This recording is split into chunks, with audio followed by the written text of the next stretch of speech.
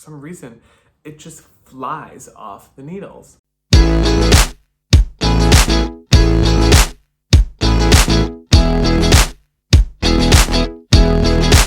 Hey everyone, welcome back to the Pitchfork Fiber Podcast. My name's Hunter, and this is episode 19. Thanks so much for joining me. I'm really excited to have you here. And if you are wanting to continue to see what I'm up to and what I'm making, make sure to give me a thumbs up and to click that subscribe button. Click on that bell to make sure you get notified whenever I upload next. It is so warm here in Chicago. I don't even know what has happened, but it has jumped 20, 30 degrees since last week, and it's now so hot and muggy. What in the world, Midwest? But it's lovely to be at least able to wear shorts and a t-shirt. I'm really enjoying spending time outside on my patio here where it's covered, but I have a ton of windows around me. I've enjoyed doing my work out here and also just spending time in the weather. So I'm excited to see more of what I do out here in the summer. But I want to jump right into what I've been working on. I know a lot of you, that's why you come here to see, so let's jump straight into it. And if you've watched last episode, you would have seen that I had finished 2 sleeves and about an inch or so of my body on my Huron sweater. And I have definitely made some progress. So if you take a look, you'll see what I have. Excuse the wrinkles, it's been in a bag, all smashed up. But, oh my goodness, isn't this crazy how much progress?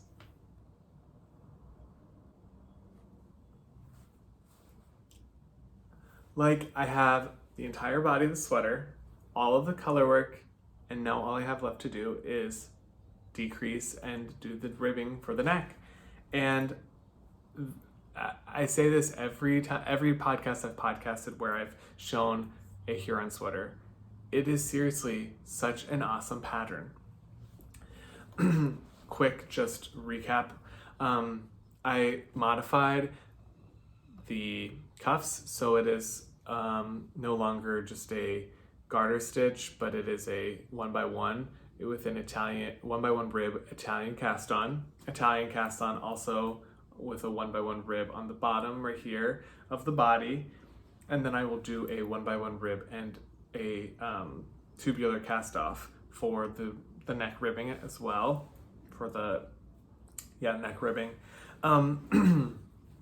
I decided my last Huron sweater I made, which was kind of a mustard color and a white for the contrast color, I decided to go a little bit more subtle and muted, and I'm loving the way that this has been turning out. It is a dark navy with a lighter blue, kind of icy blue for the contrast, and I just really love how it's a little bit more subtle, and from afar it looks more look like just a light design, and when you look up close you can see kind of all of the intricate color work. But I'm serious, like this is the fastest sweater, and I don't know really why, because it's the same, it's like the same as other sweaters, but for some reason it just flies off the needles, and I'm in love with it. I'm really distracted by this crease that's gonna really bother me, but it was in a bag for like a whole weekend. I didn't work on this. I haven't worked on this for a week because I went to St. Louis.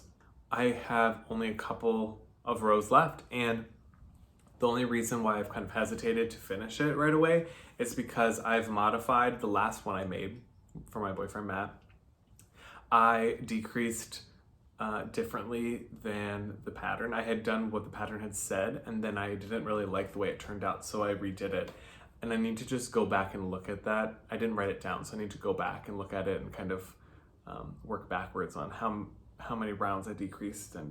But I know it's not that far off. I just need to look at it. So I'll do that and then I'll finish it. But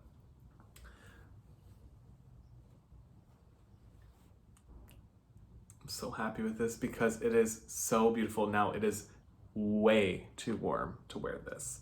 It is like 82 or 3 degrees right now Fahrenheit, and definitely not sweater weather. However, it's funny how I get like these big urges of knitting a lot of times when it's so hot out, and I don't know if that's because it's with the air on inside it's cooler, and then I don't know, but that's happened the past few years. I always seem to knit sweaters during summer.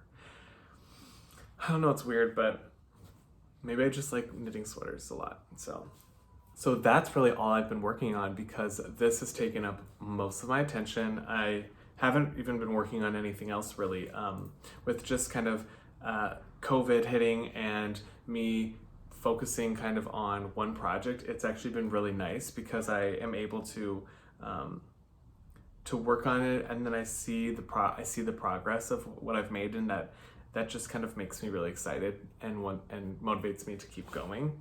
So and since I've already made the sweater once before, it's zooming because I already kind of know what to expect.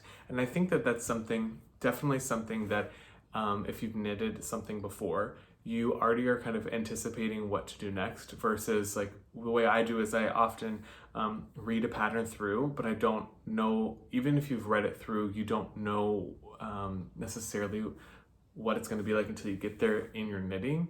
So I often will make like silly mistakes and just have to rip out a row or something as I go. But since I've done this before, I already knew what to do, and so it just sped up the process that much faster. And the color work, it's just so easy because there's not very large increments of where you're having to have your floats behind your color work, that it goes so fast. And that's something that I definitely want to keep in mind for other projects in the future, is when there's really long areas of no contrast color and you have to catch your floats. That still is something that is difficult for me. I do it, but it just really slows me down, and I need to work on the way that you can kind of catch them in a more rhythmic manner when knitting. But as of now, it's like a very slow process. So this sweater, having very few large jumps, maybe like only here where it goes maybe 4 stitches, that's really the largest amount between stitches, and so really you can just go, because you don't have to catch those floats any more than just knitting the next color. So that's been a really speedy process, and I know that that's something that I want to keep. I want to work on projects that are fast, because it makes it go quick and makes me excited. And when you have knitted things that knit fast, it makes me very happy. That's it for the knitting. I have a lot of things in the works that are I wouldn't say they're knitting objects, but I have some projects in the works, or some dyeing in the works that I'm excited about, and that's something that I'll be able to talk about in the future. But as of now, that's been taking up a lot of time as well, just kind of formulating ideas and creating things that maybe you don't see on the podcast or on the Instagram. But oh yeah, and if you want to follow me on Instagram, Pitchfork Fiber, you can always find me there as well. I guess the next thing I wanted to move on to, since I don't have any finished objects, is something that I've been doing also, and I've started a new book. For my work, I am in charge of a book club, and a lot has shifted with that project. It's kind of been this experimental project that I've taken on. However, we are reading a book, and this is the book. It's called Say Nothing, A True Story of Murder and Memory in Northern Ireland. And it's really interesting. I didn't know a lot about Northern Ireland in the late 60s and early 70s, and this has been a really interesting book. I don't necessarily want to get into it, other than you can look up, if you type in Northern Ireland, like 60s or 70s, you'll see photos of just like what seems to be like a war-torn landscape. Just so much death and violence, and I didn't really know that was a I didn't have any context for that, and that's something that maybe here in America we don't necessarily learn about. So reading this book, and I'm only about 150 pages in, so it's quite long. However, it's quite interesting. I wouldn't normally read this kind of a book, so it's been interesting. So I would definitely say check it out. It has extremely high reviews, longlisted for the National Book Award, Entertainment Weekly Best Book of the Decade. So there you go. Check this out. This one is by Patrick Radden Keefe.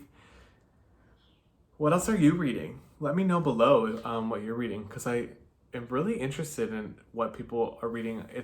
I heard a statistic, or I saw a statistic, that reading, and I don't know necessarily how they gauge this, but reading has increased by like 360 something odd % in times of quarantine, which I definitely don't doubt, because people are home and they're able to, maybe they're bored and they pick up a book. And that's, especially, I know I follow a lot of local bookstores and publishers. Books are still being published and people are still wanting to support local. And that's something that I cannot stress enough. If you have a local bookstore and you are able to maybe spend a few more dollars than if you were to just buy it off Amazon, please buy it locally and from an independent bookstore, because it is so critical to their survival and to their employees that they're able to stay in business. And I know that a lot of them around here in Chicago, you can call in. I just called in and they had this, I could curbside pickup, or they can send it to you. And I know that for the extra $5, $6, $7 that you pay at a local bookstore, it's going a lot farther than maybe some of these Amazon sellers or buying it on Amazon. So definitely check that out. I follow my local bookstore. There's a few. There's Unabridged Bookstore, which is in Lakeview, Chicago. Definitely check them out. There's City Lit, which is a Logan Square local bookstore to me. There's also Seminary Co-op, which is a more on the south side they have 2 locations, but only one of it's open currently, and that's the one in Hyde Park. And all of them have amazing selections of books, and on their Instagrams or wherever you follow them, they curate really great, like weekly or every so often books that come out. And it really, that's like how I find what to read, is by what they've curated and kind of what is hot on their list. So definitely go check those out. They also will ship around the country. So even if you're not from Chicago, maybe you check them out if you don't have a local bookstore near you. Same with yarn stores, very important. I know that that's been something that I've been seeing a lot of people doing curbside pickup, or they do shipping from their local yarn shop. Same thing, it's so important to buy local. With so many businesses closing, it's just so sad. And I don't know about you, maybe you comment down below about your experience and where you live, but so many local restaurants are permanently closing, not just because of COVID. And I think it's just like the amount of money that it costs to stay open, or for the foreseeable future, has just kind of caused a lot of businesses to close permanently. So I'm trying to keep that in mind when I buy, that the money that you spend really does have the power in kind of making decisions. And so that's something that I've tried to keep on the forefront of kind of what I am doing and what I'm spending my money on. So not to be here and preach to you all, but I know it's important for a lot of businesses and for a lot of business owners as well. So that's really all I have. This was a very short episode.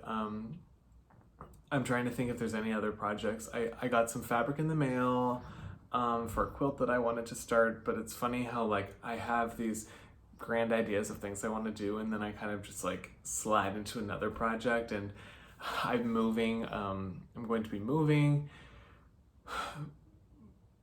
I'm moving here actually. So this is my boyfriend's apartment, but I'm actually moving in the next month. So I've been spending quite a bit of time just going through my own things and kind of sorting through, getting rid of things, trying to find donate piles or sell piles, and then just like going through that. That's always a horrible process. I do not like moving. I've tried to stay where I've been at in my apartment for the past 3 years just because I didn't want to move. It is such a hassle and it's stressful, but I'm very excited to be moving here. It's so much more space, it's more beautiful, I enjoy the neighborhood, and I'm very much looking forward to being in one place with my boyfriend. That's very exciting. And but lots to do still. So that's what I've been working on. Lots of life updates. Work still is work. I'm still working from home, so that also takes up a lot of my time. But I hope you all are able to spend time at least making, crafting, being creative, even if it's not like actually making. The creativity process of coming up with what you want to work on or what's next, projects you have in mind, I know that for me, it's still a large part of the creative process and it brings me joy. Having a list of what I want to do next is definitely like a top thing for me. So even if you're not making, you can make lists. That makes me very excited, and it also gives me something to look forward to when I go to getting to cross things off the list, what I can work on, maybe what I've purchased for, going through your stash and seeing what you can make out of that. All of those are creative processes. So I hope this was interesting. I know it's not a lot, but next time I will hopefully have a finished sweater for you. Check me out on Instagram because I definitely post there much more often. That's at Pitchfork Fiber. Make sure to like and subscribe because we are trying to broaden our reach, and I know that all of you are helping me get there. So I appreciate you. I hope you have a healthy, safe week ahead, and I will be back with you shortly. Bye.